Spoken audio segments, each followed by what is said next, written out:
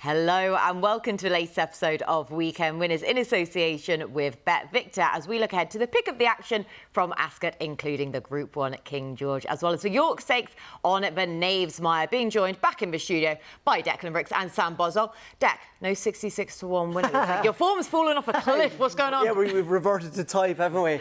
But yeah, I was actually on the stag do last Saturday. I have no idea what happened with all the race, and so I need to go back and watch a lot of replays. But it looked like there was loads of non-runners at Newbury, wasn't there?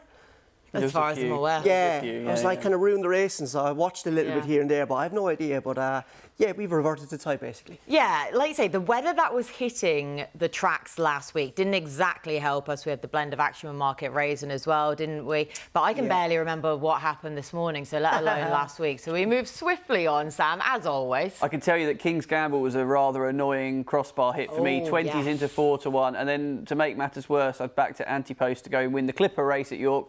I don't think it's going to go there. I think it's going to go to the Hungerford instead. But there we go. That's racing, isn't it? So double beats there for me. But I feel like I've lived at Newbury. I was there last night because we sponsored again for their Ibiza-themed night, which was good fun. Plenty of tunes and a decent crowd as well. So, yeah.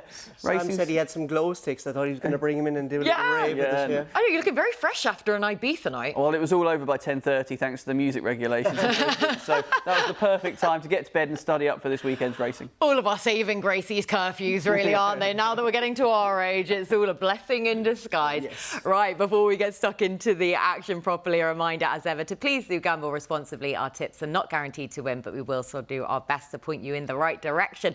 On with the first race for us, which is the 220 at Ascot. This is for Group 3 Valiant Stakes, 3-year-olds and over a mile. So we have 11 runners going to post for this one. Dec, you tipped up the winner of this race last year, if I'm reminded correctly. I saw the producer put that in. I was like, oh, we're reaching now. Everyone's been very kind to me recently. I don't know what's going on, but yeah, I hate that. You see, like, you know, on some tipping sites when races, like, oh, our tipster put up the winner of this race last year. Who cares? No one cares. But anyway, as ever on this show, we digress. Yeah, look, a competitive race. I think the market has it right. Chantilly Lace and Royal Dress are definitely the two horses I think on recent form are the ones to beat. But the only thing I'd be worried about with Chantilly Lace, I thought Ryan Moore was booked on her at one stage, given she's owned by Doreen Tabor, and now Hector Crouch rides. So I don't know if am I reading too much into that, because I was just kind of going, oh, is Ryan maybe going to have a walk of the track with Aidan ahead of the King George before that? But then he's riding in the race before the King George, he's riding Sisyphean for Kevin Ryan. So that kind of put me off. I could be reading, getting 2 and 2 and that and getting 6 there now, but we'll see. Royal Dress, I think she ran a cracker last time out at Ponty when she bolted up. It was the first time they took the hood off her, and it looked like she was a different horse. She bounced back to form, but the only time she did run at Ascot for all, it was a much more competitive race. She didn't exactly fire. So look, it all led me to cajole for the Gosdens, and they've won this race 2 times out of the last 10 years, and the case for her is maybe 3 or 4-fold. One is her form is progressive. Every time she's gone to the track this season, she's got better and better. 2, her pedigree. She's bred to be a superb horse. She's by Dubawi out of Persuasive. You know, that's a proper Group 1 pedigree, and this is her run at Ascot. So she does have a little bit of Ascot form, although I'm cheating because this is on the round mile, isn't it, on Saturday. But just look at her here. She's got plenty about her. You know, physically, she's quite barrelly, and that was the third point I was going to make. You know, physique-wise, she just looks like the type to take her racing well, which is no surprise given that pedigree. So yeah, look, she got an awful lot going for her. She absolutely needs to improve. I think on my own figures, she needs to improve about 6 or 7 pounds to get to the level of Chantilly Lace and Royal Dress, but that kind of equates to around 3 lengths over a mile, so she hasn't got a massive jump to make. So I'm just hoping the Gosdens, who are back in form after that little kind of dry spell that you mentioned a couple of weeks ago, she can go well, but she does need to improve, but I'm hoping she can. 5-1 as well about Cajole, and knocking those 2 at the head of the market. And yeah, drawing conclusions on jockey bookings, which is always a dangerous game. Correct. But always there is, well, I say always, generally speaking, there is something to read into it, isn't there? There's not just for no apparent reason, so it does make me slightly nervous. The other thing I could say is I could have just been seeing double because I've just come back from a 4-day bender. So maybe Ryan Moore wasn't booked at all and I'm just talking absolute nonsense, but I'm sure I saw his name there. And then I was kind of going, well, he was booked, so why is he not riding? Does she not fancy? But here we go. We'll see. Fantastic way to prep, isn't it? Fantastic way to prep, exactly. See double and try and figure out exactly what the markets are doing there for. 5-1 about Cajole for Dec, Sam. Yeah, I'm going to take a leap of faith here and say that Hector Crouch's book, because he's probably doing all the work at home with Chantilly Lace, because I really like her chances. And listen, we'll worry about jockey bookings, and maybe Deck's right and maybe I'm wrong, but we'll find out, won't we? Cajole, for me, I completely like your case, Deck, as well, but I think it's going to be a 4th second in a row for that horse. There's a few 2s there, isn't there, in her form? There is, to be fair, yeah. But the favourite for me is the right favourite. Obviously, this is an easier level than the 2 races that we've seen her contest this season. I liked her in the Guineas as a bit of an outsider, and I thought she ran a great race to finish 5th, in fairness. And I just wasn't sure if it was the ground, maybe it was a bit too quick, but I think she showed at Ascot when she ends up 5th here that the ground's no issue at all. And I think she's just a really nice type. And this race is interesting, isn't it? Because you've got the likes of her and a few others that have only had sort of a handful of runs against more experienced types. But she comes into this, for me, the one to beat. How strong the 2 races that were at a high level she's contested, I suppose, is open to a bit of debate. But I'd just say a replication of an effort like this will have her bang there or thereabouts. What is she, a 7-2 chance? I think that's fair, and I think she'll end up shorter. Giving yourself half a point there. I think I see 3s, no? 3-1. There we go. All right, Deck. All right.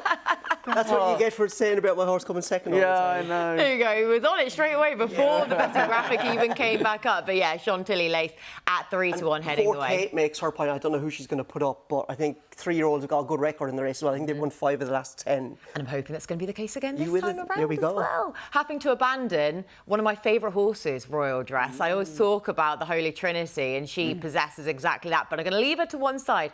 I just wonder about the quick enough turnaround for her on the back of that win last time out. Might not see her to best effect. So yeah, Chantilly Lace for me as well. I agree. I think she's the right favourite. 3-1 is about really where I'd want her because, as you say, what she's contested already this year, 2 Group 1s. The Guineas run was great. Last time out proving that it was no fluke whatsoever with that run, with another 5th in another Group 1. Down in grade here. Still expect her to have more to come as well. When you look at her pedigree, for all that she's a half-sister to 10 Sovereigns for July Cup winner, she actually looks as though she wants further. That's why I'm glad we were looking back at that VT of the Coronation Stakes there, because she actually hits for line so strongly over a mile. So perhaps in time, she might be going over further, but for now, given that pedigree as well, I'm more than happy with her still to be over the mile trip. So Chantilly Lace for me as well. A couple of 3-1 selections. Yeah, 5-1 for me, but we're all 3 of us with 3-year-old.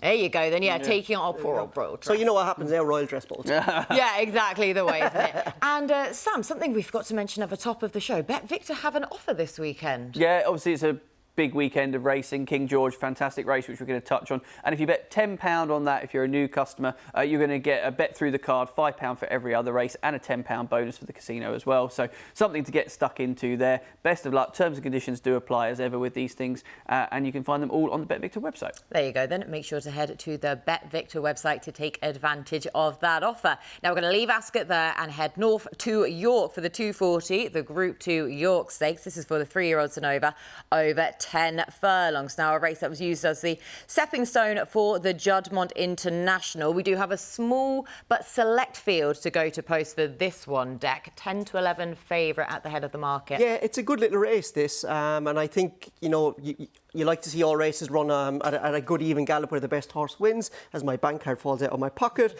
Quickly taking note of the details. Yeah, looking forward to this. There's a bit of pace on here, isn't there? Who will go forward? Certain Lad from 2, Royal Champion in 3, even Alacam in 6, and Curial Secret. They'll all go forward. So I'm hoping it's going to be a case of the best horse wins. And I suppose connections of the favourite are delighted with the recent rain up at York. I think in the last 7 days they've had 56 mils. But wow. I think this race is a little bit more open than the betting suggests. I absolutely don't want to take 10 to 11 about Almacan. And the reason is he's had a really stop-start season. You know, he was supposed to go to Royal Ascot, non-runner because of the ground. I think he was supposed to go to the Eclipse. He was non-runner because of the ground. And I just think it's very hard to train a horse like that. Now, Ed Walker and his team will need to be on their A game to get it right with him. And he's, to be fair to me, he looks like a straightforward individual, so they'll help. The other thing I would say is his best form has clearly come at Sandown. Sandown is what? Right-handed with a stiff climb. On Saturday, he's going left-handed on a flat track, and I think it's actually the first time he's going to run left-handed around the bend. So when you threw all of that into the mix, I wanted to take him on. And I'm going to take him on with Stanhope Gardens, even though 3-year-olds have an awful record in this race. I think the last 3-year-old winner of this was like Best Alibi or Alibi back in 2006. I went back, although there have been a couple of horses placed. King's Gambit of Harry Charlton. To remind me. Last season. Digging in further for Sam. But I don't know about you guys, but for me, he was the horse to take out of the Derby in terms of eye catcher. I thought he ran a screamer that day. He was really unlucky in the run coming down Tatton Corner. He was caught in a lot of traffic. Then he was caught in traffic going by the 3 pole as well. But once he got out, he picked up and he quickened well. But the stride just started to shorten one out, and then he changed his legs with about 150 yards to go. He was running on empty, but it was just a run that suggested 10 furlongs is absolutely going to be his trip. He's got form on good ground, good to firm ground, soft ground. Even we shouldn't forget he finished second to Delacroix. I think it was at the Autumn Stakes last year. So he's got lots going for him. Again, I would say with him though, 7-2. Probably as short as I want to go. I think we'll get a little bit bigger on the day. I even think the likes of Certain Lad and even a Curial Secret, they're probably overpriced given conditions. So we'll see how the market goes. But even though the Beckett team haven't felt like they really hit their straps so far this season, maybe this can be the guy to kickstart the second half of the campaign for him. At 7-2 as well for Stanhope Gardens. I agree with you that Certain Lad is probably the overpriced one here. But taking on the favourite is Deck. Sam, are you doing likewise? Yeah, I like Certain Lad, but again, the shape of the race, 7 runners, it makes it tricky for an each-way play, and I do think it's going to dry out looking at the forecast as well, so that probably puts pay to me trying to make a strong enough case for And for me, that's when York is at its most dangerous, is when you've got rain on top of warm weather. I think the ground gets really sticky and gluey. And York's dangerous at the best of times, to be fair, in terms of a punting point of view, because just for some reason, I've never been able to figure this out. It's not an idiosyncratic track by any means, but you just have horses that just hate it for no apparent reason, or it throws up weird results, and I've never once been able to boil it down. So that is always something to bear in mind when you've got a shorty as well, Sam. Yeah, it is. Alarkan for me, though, does sort of... I couldn't really get away from the horse. That Deck mentioned that the 3-year-old stat there, and I had my fingers burnt by that last year, and I'm sort of coming back around to thinking that you want to be with the older horses here. Yard form is interesting because I looked at the stats and I was a little bit concerned about Ed Walker's form, but that was just the win. If you look through, he's had 3 seconds this week. We're recording this on Thursday, and a couple of them were close as well. So actually, his stats could look a little bit better if you start digging into them. Ibiza night was longer than we thought. Today's Friday. Yes. All blended into one. Oh, God. It's all one long week. Maybe the viewers shouldn't be betting what we put up this week. No, I've had a 4-day bender. He doesn't know what day it is. Sam doesn't, or Kate doesn't like York. So. Yeah, there we go. Right, let's try and make the case for the favourite, shall we? He's favourite for a reason. I just think the potential this horse has shown. Obviously, we're going to look back at... This was the end of the season last year, wasn't it? When finishing second. And you look at what the horse has achieved those 2 runs at Sandown this season. I take Deck's point about the stop-start nature, but you know, these top trainers with good horses, that happens so often now, unfortunately, with weather in this country. Like, you see so many late non-runners, and I just think you go back through the form book. Listen, that beating of Ombudsman, I think, is pretty strong on the face of things. Appreciate was getting a couple of pound there as well, but I love the finishing effort here. Obviously, it's a little bit too little, too late, but I'm convinced that there's a big one in this horse, and I think this will be the stepping stone towards, hopefully, a good second half of the season for Ed Walker's horse as we go in towards the autumn. It's interesting there looking at how he moves the Fav, because he's actually quite a nice moving horse, but all his best form is on a bit of slower ground. Just thought that was kind of interesting there. You just assume kind of he's been a non-runner so many times on quick ground, you think he's got the old Michael Flatley. His knees are up around his ears, but they're actually... It's going to be no excuses ground for him on Saturday. It's going to be perfect for him. Exactly. And that's what I'm hoping most of all, is the fact that this is a no excuses race, a golden opportunity for him. Like, say, the ground has come good. In connections of a trainer we trust, where he's actually going to run him and he's going to be on top form when he actually does get a run out. Because you say about the stop-start nature of his season, but we know why. Yeah. It's not as though he's just been shelved and kept away and there's been good soft ground and he's been a non-runner and they still attributed it to ground conditions, which always makes you slightly wary. It has been very set in stone. Yeah. This horse wants juice in the ground. He's going to get that at York. And especially when you look back, Sam, you were just saying there, his Brigadier Gerard's success from last time out.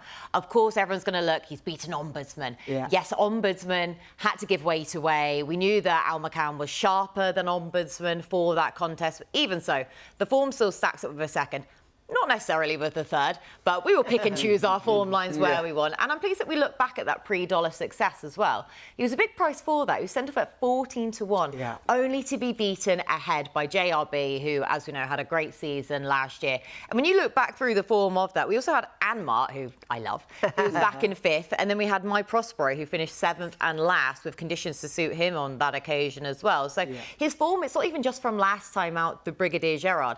It is back to last year as well, where it all stacks up. He's taken a step forwards this year. Who's to say he can't take another step forwards? And especially if it was quoted following his Brigadier Gerard success that he's going to go for the Arc. He's going to want to win this if he's really going to keep those Arc ambitions alive towards the back end of the season. So 10-11, sure enough. I was actually looking at the Arc the other day. It's like 12-1 the field. Yeah. Well, now's the time to get stuck in. If you like a horse, you've got a fancy, get stuck in. It's well worth it. You know, by the time we get to the end of Goodwood, there should be some movers and shakers, I'd say, in that market. Would I want to be? I don't know what price he is for the Arc right now, Al McCann, but I still don't know if I would want to back him before this race. Is he really going to contract that much if he does go and win this? Oh, Kate, don't give us an excuse to cut a horse in price. this is the week we've seen something cut for the Arc, or just because he's in the parade ring. Cut the price. Yeah, exactly. Quickly. Exactly. Yeah. Don't give us a chance. Hoping to see a good performance from Al McCann all the same. Do let us know in the comments section your selections for that contest up at York. And whilst you're there, also hit the subscribe button and the bell notification button as well, so you never miss an episode. Right, onto a super competitive affair now. The 3 o'clock at Ascot. This is the International Stakes Heritage Handicap, 3-year-olds and over that specialist trip of 7 furlongs. How many times do I say this, lads? All the time. So really excited to see this race yet again. Sam, do you want to kick us off? 11-2 joint favourites, the field. Yeah, it's interesting, isn't it? Obviously, Alto, I thought, what are we, 11-2? Yeah, I think that's fair. There was a few people midweek that got much nicer prices about Ian Williams' horse, and big well done if you did manage to do that. Just touched off, obviously gave us all a scare, those of us that were on More Thunder at a very short price last time out. Both the pair at the front warrant plenty of respect, but I'm going to go for an old hand in this race, Kate, as a bit of an each-way play with Fresh, who won it back in 2022. It's his race, yeah. And finished 3rd in it last year. And interestingly, drawn high again this year. Last year's winner was Northern Express, who was drawn in 1. But if you look generally, I think the higher draw tends to be a bit better. Yeah. And we've got the form guide here from this race with plenty of them in it. Interesting, different approach this season to when he came into this renewal of the race. Just had the one run at Newcastle on the all-weather, which I think should have him hopefully spot on. And has changed hands. Obviously, Clipper seem to have reduced their holding of horses, but interestingly, the current owner is the trainer, James Fanshawe, who was clearly keen to hang on to this likeable 8-year-old that is feasibly handicapped as well for a big run, I think it's fair to say. He's not getting any younger, and I appreciate that. Always gets a little bit harder, but this almost, to me, is his race. The ground's going to suit. I think the draw and the pace will be okay as well for him. So there was a lot to like about his chances, and I think he's around 14-1, slightly bigger than that potentially. I just thought it set up really nicely, and 7 furlongs, he'll go well. Interesting, you mentioned draw and pace there. A Alto's drawn in 3. I think he could really struggle from there because all the pace is middle to high. Classic, I think, is drawn in the middle. Northern Express is drawn high. Zoom is high. The only chance maybe A Alto will get a good lead in is if Array goes forward. I think he's drawn quite low, but I had it down here that I did not want to have anything to do with a horse drawn really low, especially if you're a hold-up horse and like A Alto is. So maybe a good fav or giant fav to take on. What draw is your selection? Acadian Thunder, I think, is in 20. So I think he's drawn really well. Look, we're going to show you the video now. This form of a second in the Buckingham Palace has worked out, hasn't it? Never So Brave obviously went on to win the Summer Mile, really impressively stepped up to Group 2 company with aplomb. But while Never So Brave was hugely impressive, so was Acadian Knight. He was well beaten by the winner, but Acadian Knight beat the rest of these horses stiff. And I think he's got plenty of form here on the straight track at Ascot. On soft ground and on good to firm ground. But I was just a little bit worried about it. Look at him coming through here. Look at the way he's picking up and quickening here. Looks at a horse at the top of his game, and I think he's by Kate's favourite sire, Knight of Thunder. And, the form's been franked. Now, he does come back here in the back of a really disappointing run in the Bunbury Cup, but you look back at all his good form, stiff tracks, flat tracks like Ascot, Doncaster. You just wonder, could that downhill run at Newmarket found him out? Now, he did shape way better than the distance beaten, but he was like me getting out of the bed there on Tuesday morning, weak as a kitten. So that is the worry. The David O'Meara team have got 2 weeks to freshen him up. I only had 2 days to freshen up, and I'm still not right. They've had 2 weeks. But if he is right and everything's well with him, I think he'll go really, really close. But Dec, wouldn't you say with these type of horses, you very seldom will see pure consistency because of the nature of the type of races they have to contest? Yeah, but he walked home. He really did walk home in that last furlong at Newmarket. So we'll see. So you don't want to see him drift in the betting? Yeah, exactly. And look, it's the type of the race. There's such big prize money on offer. You've kind of got to take your chance, especially given his career best effort. Came over this course and distance literally, 5 weeks ago. You know, you've got to roll the dice sometimes, but the market will guide. Arcadian Thunder, he doesn't even know how good he has it with that level of a turnaround comparison to you. He needs Correct. to live a day in your shoes. So we're going to see how I perform with the tips this week, and we're going to see how he performs on Saturday. Let's hope we're both on song. Exactly. And Fresh is at 14-1. You are correct, Sam, as well there. So yeah, in the bar selection. In the bar. Good place to be. Let's not relive that again, Rixie, after last weekend. I'm going to leave you both though with your selections. I'm pleased though we look back at your VT because my horse featured in that. Yorkshire. It is, who, again, is not on our screen here, but a horse who I really hope will outrun his price in this one as well. And we talk about proper 7 furlong specialists. I give you Exhibit A, Yorkshire, who is a 7 furlong specialist and then some. And when we last saw him, of course, he finished 6th of the 27 in the Buckingham Palace Stakes handicap at Royal Ascot over the 7 furlongs. Just looking back at the now, Never So Brave, who was your winner. Acadian Thunder, who was 11-2, was second in that. But he was only beaten 6.5 lengths into 6. And didn't he have to challenge wide? He had to come right all the way through, mounting his challenge. Just as he was kicking into top gear, he had to continually switch right. So I thought, of all the horses to take out of this race, he was the one who caught my eye the most. I thought, well, if he goes back over the same course and distance, ideally, off the same mark, but then I got even better. He's actually been dropped a pound from that, which I know we're talking about, you know, the most minor things. Better to be dropped a pound than raised a pound? Exactly for that. And he could have been, to be fair, for how unlucky he was and to not be beaten that far. And I think he's drawn middle to high as well. Yes, he is. Probably one of the pace angles. He is drawn in, yes. He was very high on my shortlist as well. I just wondered, did he have the pace on quick summer ground? But I think he's actually probably the best handicapped horse in the field on form, especially given he's been dropped a pound. But yeah. Sounds like the weekend winners TriCast then for the high to middle draw. Cue all the low ones going in. I cannot wait to see some horse break from one and and expressed it last year. So. And make the perfect beeline. But yeah, he's a decent price as well, then about 14-1 as well. So hopefully, we will get some of those each way returns. And we will leave you with Arcadian Thunder there at 11-2. Again, do let us know your own selections for that super competitive international over the 7 furlongs. As we move on to the big race itself, at 4:10. This is for Group 1. King George for 6th and Queen Elizabeth Stakes for the 3-year-olds and over a mile forward. Now, of course, we get to see Calandagan, Jan Bruegel facing off again after their Coronation Cup clash. So, were you with either of those two or something else in this small field? First of all, I want to say I love the King George. And I'm actually kind of loving this kind of rebirth that it's had in the last maybe decade.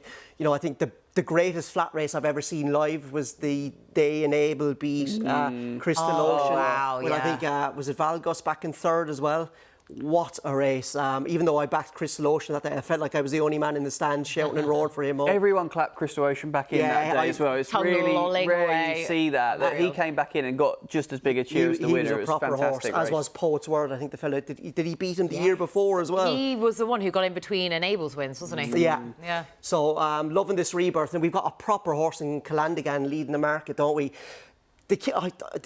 The only horse you could really rule out here is the betting suggests is Continuous, but isn't he the key horse to how this race pans out? A classic winner. Aren't they? Yeah, mental, isn't it? Yeah. Just win a ledger and you're now going to be a pacemaker. At 150-1 in the King George. But he's doing a job for them. He's just key to how this race goes, isn't it? And I just get the feeling they're going to go a good, strong, even tempo the whole way, and they're going to try and drag Calandagan into deep waters, because I think he is absolutely the best horse and he's the quickest horse in here. He's going to have too much gears for all these horses in here if he's on song. But I've just always felt over 12 at a track like Ascot at this level off a strong gallop, he could be a little bit vulnerable. I think they might try and drag the brilliance out of him. Jan Bruegel's got first-time cheek pieces on. That doesn't exactly inspire me. What does that mean? I think it's because they're worried about him laying up on the ground. Now, Ryan Moore, if you go back and watch the Epsom run, he was sitting into him quite early.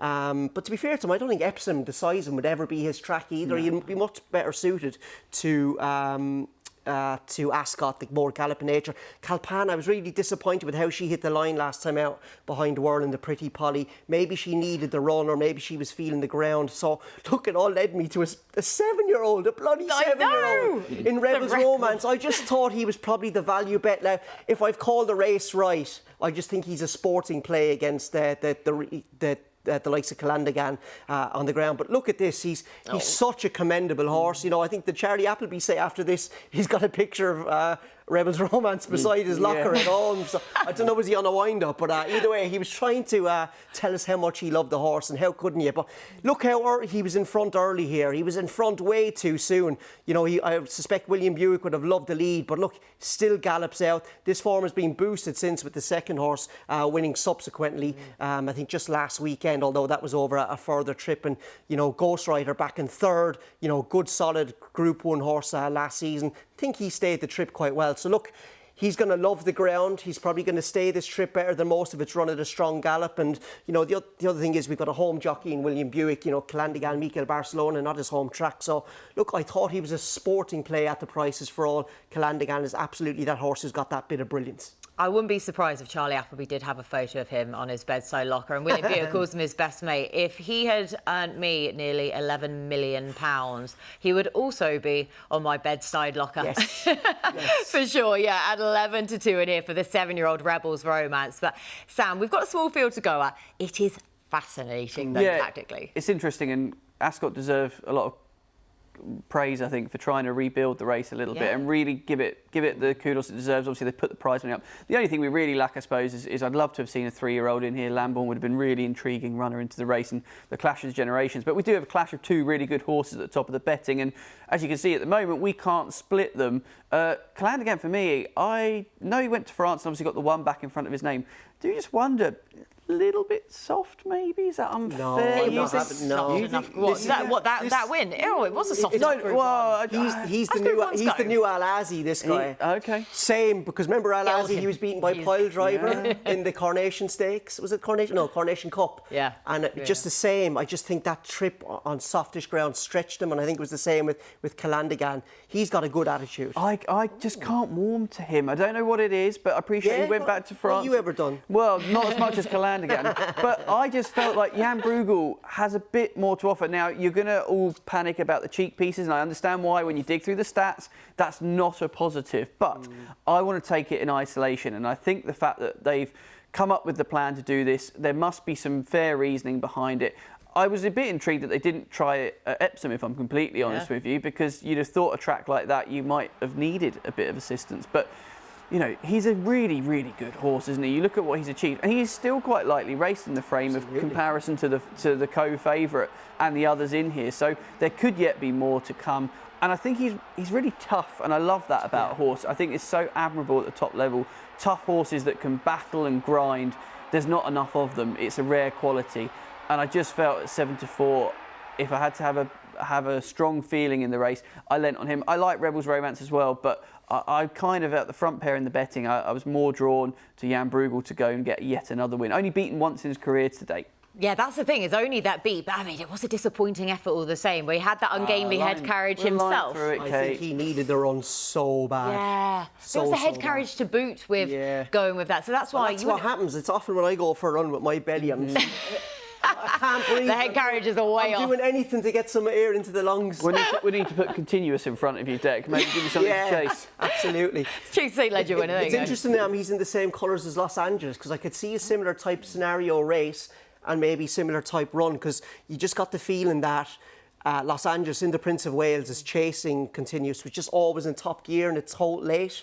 And I just get the feeling it could be a little bit the same with Jan Bruegel, and that's why they put the cheek pieces on. Oh, that's an interesting way to look at it, to be fair, because I was wondering, I was like, what do I do with this now? First time cheek piece, I didn't see happening at all. If they had been put on for Epsom following that reappearance run, then I would have understood it. But not after that last time out, where he's showing that gutsy attitude to battle with Calandagan.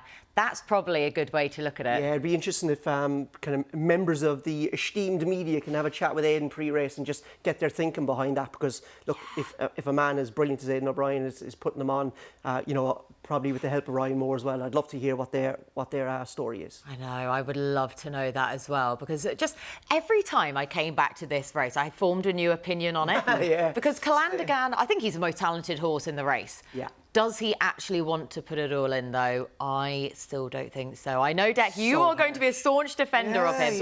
But that was an easy enough Group 1 success for him last time out. Did he not beat the horse who was second in the Arc? Absolutely mullered her. Yeah, he did win very, very easily. But dirt. I don't know now. I thought it was a pretty easy I think the race it was, but I think it did set up well for him. Yeah. I'm stealing Simon Rowlands' work here. I think the finishing speed percentage at Saint-Cloud for 12 furlongs is 106 and his was 112, so they didn't go quick. And if this is a sit and sprint like that race, they're not going to beat him. He's got too much class and too much thing, he would, but it's not going to be that, is it? It won't be. Not him. Not him. Yeah, true. It's not going to be that at all. So, like I say, if they grind the class out of him, basically, exactly, then I had to leave him at 7-4. And then I saw Jan Bruegel was at 7-4 as well. And I thought, well, of course I'm going to chance him to have the verdict again over Calandagan. And then the cheek pieces came out of nowhere. And I thought, I can't again at 7-4. Not when you've got good old Rebels Romance in here at 11-2. Why is he so insulted all the time? I think it's domestic snobbery, you know. Yeah. I think that we look down on global form, but he's been able to show it the last twice. Back at York when the trip was a question mark, and then as we were looking at for your verdict on him at Royal Ascot last time out in the Hardwick, probably had his head in front a bit too soon there as well. Big time. The form stacks up massively behind, as you say, with Al Riffer and the like. And again, it was just so deserved for him to get another domestic Group 2. Of course, he is lacking that domestic Group 1 from his CV, but he's got all the class in the world to be able to do that. And he was third in this race last year. I don't think this is any better a renewal. It's a different renewal. He's a year on older, paper. okay. And we shouldn't forget last year, Ascot mentally watered the track. Yeah, that was a bizarre race last year. There was a strong really. gallop and he sat closest to it, and I think William Bute kicked on far too soon and it was all too much. So hoping for no watering again on the round track. They can water the straight track because that gets a lot quicker, but watering the round track is a big no-no. Chris Nichols, does he watch? Probably not, but anyway. Probably a bit busy, yeah. He's probably a bit busy, to be honest, to be checking in with us. But yeah, the only consistent opinion I had when going back to this race is that Rebels Romance was insultingly priced. So I was the same with you, just a sporting bet at the that's prices. it, sporting bet. That's it. When you let prices dictate, sometimes it actually leaves you with a more confident angle into the race. And the only real consistency I had was at 11-2. It's going to be hilarious now when Continuous gets a stone bruise, doesn't run, and it just turns into a sit and sprint race. And then Calandagan comes through. Even funny if he won it. It's going to be a fascinating race, isn't it? Do let us know in the comments section below who you fancy for the King George. As for three of us, head over to the sofa to give you our best bets for the weekend. Time for our best bets of the weekend, and in a turn of events, Sam, you're going to go first. Yeah, let's hope that changes my fortunes and we can find a winner or two this weekend. Let's kick off with the NAP then. We're going to go for Chantilly Lace. I just think this drop to Group 3 level. If she's not winning this type of contest, I'm not sure she's going to get a win this season. I think the two races she's had this season, she's both finished fifth in both of them, ran respectably in both of them. The ground won't be a problem, and I think the level of opposition, she's got to be going close here. My next best, now I'm going to go back to Royal Ascot and look at a bit of Royal Ascot form, because Fear Not runs over a mile in the handicap and has been nudged up now to a mark of 99, finished third in that very close photo finish, which just did not go our way. From memory, if we all tipped the second there, that just got touched off. But that was a really, really strong effort. Clive Cox is ticking over nicely at the moment. I think he's having a typical Clive Cox season. These horses, he just churns them out. It's been running since March and still been running really consistently. So I'll go for Fear Not to hopefully... 6-1. Yeah, 6 to 1. I know, a bit of a shock. Me tipping something I didn't. There was no sense of sarcasm or surprise in my voice there. Not deliberately so at all. Cheers, Kate. Kate now as well, I love it. And yeah, all getting stuck in. And then my final selection, my long shot. I'm going to go for Fresh in the International. I really like this race, and I like a horse that has been there, done that, and got the T-shirt, and obviously a previous winner back in 2022. I think feasibly handicapped, and let's hope James Fanshaw's faith in the horse is repaid. You know, he's hung on to him, they've tried to sell him, and is in his name, and fingers crossed he can do him proud, because I think he's a really nice type. This is his race, isn't it? It is. So yeah, and at a nice price as well, to be going back to what is really been his race. So a good way to play then for the long shot for Fresh for that one. Deck, your own best bet. Best bet's right. The NAP this week is going to be up at York. It's going to be Kildare Legend in the 350 for James Ferguson. If you remember the Royal Ascot preview, I was interested in him, but I think he got balloted out. And I think James has taken his time, maybe because the ground's been a bit quick for him. But his run at Haydock when he was second to Stress Free was an incredible run.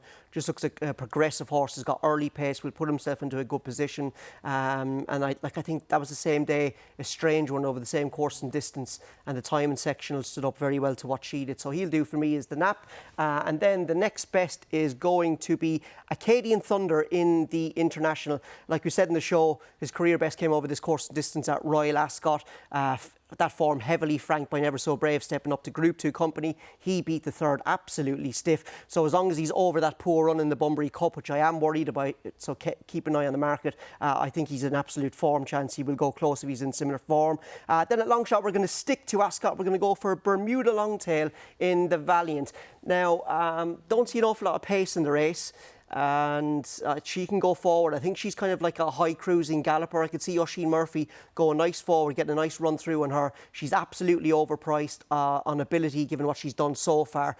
And if it's a case that Chantilly Dace doesn't fire and Royal Dress doesn't like Ascot like the last time she was here, she could easily run into the places. At 12 to 1 as well then. There you go. Gracias. Nicely done.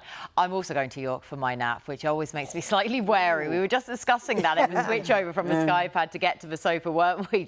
York is its own entity. And especially when you're siding with a 10 to 11 shot for your NAP as well. I could well be on an absolute hiding to nothing here. But I was kind of struggling really to boil down that definite selection. I just feel this is the most golden opportunity for Al McCam to be able to lay down his potential art claims going forwards. But it's just laid itself out perfectly for him now, this race in the York Stakes. Of course, last time out, beating Ombudsman. Admittedly, Ombudsman was having to give Al McCam weight on that occasion and also the fitness advantage as well. But with the extra juice in the ground up at York, I thought that would really see Al McCam to best effect. Chantilly Lace it is for me as well then as the next best bet in the Valiant Stakes. Down in grade for this Group 3 contest after facing solely Group 1 company in a 2-start so far this season. 25 to 1 on that seasonal reappearance in the 1,000 guineas, and then 5th again in the Group 1 Coronation Stakes last time out. Only beaten 3.5 lengths, but proving that her guineas run was no fluke whatsoever. And I'm also going to go to the International for my long shot. This is with Yorkshire at 14 to 1, the proper 7 furlong specialist. What do I say all the time? Yorkshire is exactly that, on the back of his 6th in the Buckingham Palace Stakes at Royal Ascot last time out. Continually had to switch right throughout when trying to mount his challenge. Not beaten far at all. He's down £1, so I am willing to give him another go over this course and distance at 14 to 1. So there you go, lads. End of the show. I'm leaving you next week, though. Dave Awesome will be sat in the hot seat to be able to try and guide you You're off for a well-earned rest. You know what it is? She just doesn't want to be here for the Stewards' Cup, Rix. I really, really don't. Yeah, to be honest with you, of all the weekends when we look about when we're actually going to take a bit of holiday or not, I've probably timed this one pretty well, really, haven't I?